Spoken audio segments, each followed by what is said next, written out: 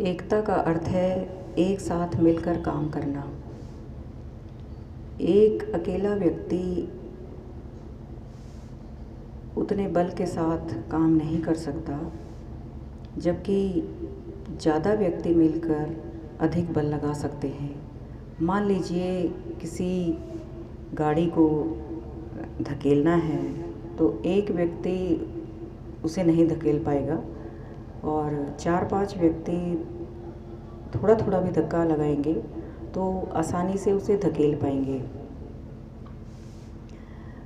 इसी तरह से अगर एक अकेला इंसान है तो एक ही समय में वो एक ही जगह पर काम कर सकता है, और हमें कोई बड़ा कार्य करना है, जैसे शादी है, ब्याह है, कोई फंक्शन है या ऑफिस का कार्य है, तो अनेक व्यक्ति होंगे तो एक ही समय में वो बड़े कार्य को निपटा देंगे।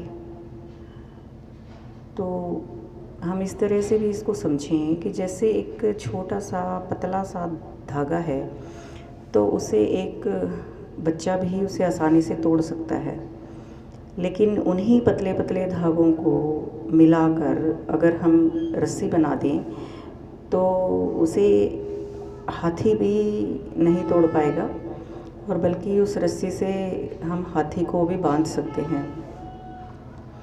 ऐसे ही जैसे एक बूंद है जो छोटी सी है, अगर उसको हम कहीं से गिराएं, टपकाएं तो वो नज़र भी नहीं आएगी, लेकिन जब बहुत सारी बूंदें मिलकर बादल के रूप में धरती पर बरसती हैं तो बड़े बड़े तालाब भर जाते हैं, नदियाँ भर जाती हैं, और कई बार तो हम देखें कि चारों तरफ पानी ही पानी पहाड़ के रूप में दिखाई देता है। इसी तरह से मिट्टी के छोटे छोटे कण मिलकर एक बहुत विशालकाय पहाड़ बन जाता है। तो एकता में बहुत बल है। एक छोटी सी कहानी के रूप में मैं बच्चों को समझाना चाहती हूँ कि एकता का गुण कितना बड़ा गुण है। एक पुराने समय की बात है कि एक पिता थे जो कि वृद्ध हो चले थे, बूढ़े हो गए थे। उनके 3 पुत्र थे और वो तीनों उनके बच्चे तो आपस में लड़ाई झगड़ा करते रहते थे। पिता को बहुत चिंता थी कि मेरे मरने के बाद इनका क्या होगा।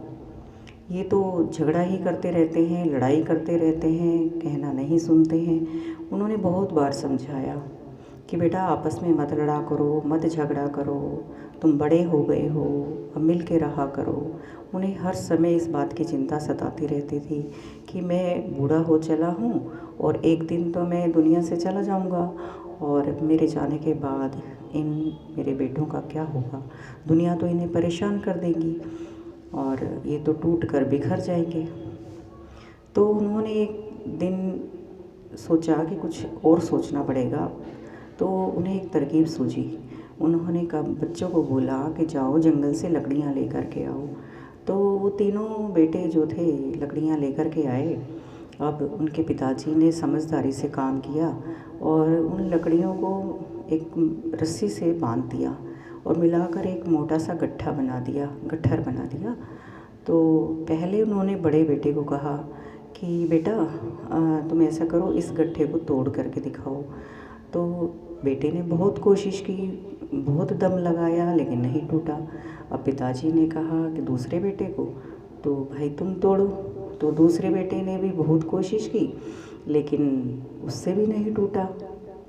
तो अब तीसरे की बारी आई, तो पिता ने तीसरे बेटे को दिया वो गट्ठा, और तीसरा बेटा थोड़ा थोड़ा मंद मंद मुस्कुरा रहा था, सोच रहा था मैं तो बहुत ताकतवर हूँ और मैं तो इसको तोड़ ही दूँगा। तो उसने बहुत कोशिश की, बहुत बार दम लगाया, लेकिन नहीं तोड़ पाया।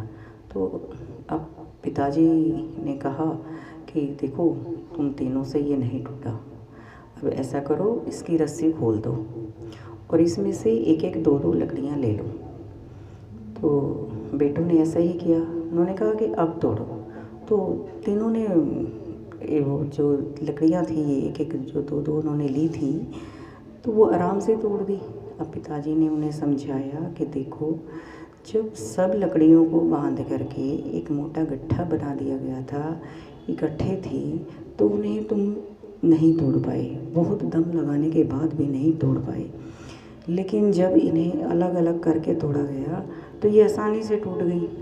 तो मैं तुम्हें यही समझाना चाहता हूँ कि ज़िंदगी में तीनों भाई, तीनों बच्चे आपस में बिल्कुल मिलजुल करके रहो, और तो तुम्हें दुनिया परेशान नहीं कर पाएगी, नहीं तोड़ पाएगी। तो इस कहानी वो बच्चे समझ गए, लेकिन इस कहानी से हमें भी ये समझ में आता है कि हमें घर परिवार में और अपने मोहल्ले में, समाज में, देश में मिल कर के रहना चाहिए। एक सोच के आधार पर कार्य करना चाहिए। एक सोच रख कर के हम घर में चलेंगे तो हम हमेशा जीत पाएंगे, आगे बढ़ पाएंगे, और नहीं तो टूट कर के बिखर जाएंगे। आपस में जिन घरों में झगड़े होते रहते हैं, आपस में मिल कर के नहीं चलते, मिलकर नहीं रहते, तो उनके घर का वातावरण इतना ख़राब हो जाता है कि वहाँ तरक्की हो ही नहीं सकती। जिस घर में लड़ाई है, झगड़ा है, द्वेष है, प्यार नहीं है, एक सलाह नहीं है, बड़ों की आज्ञा का पालन नहीं है, तो वहाँ समृद्धि नहीं आ सकती, तरक्की नहीं कर सकते, खुशी नहीं आ सकती, क्योंकि आपसी प्रेम के बिना तो कुछ भी नहीं है।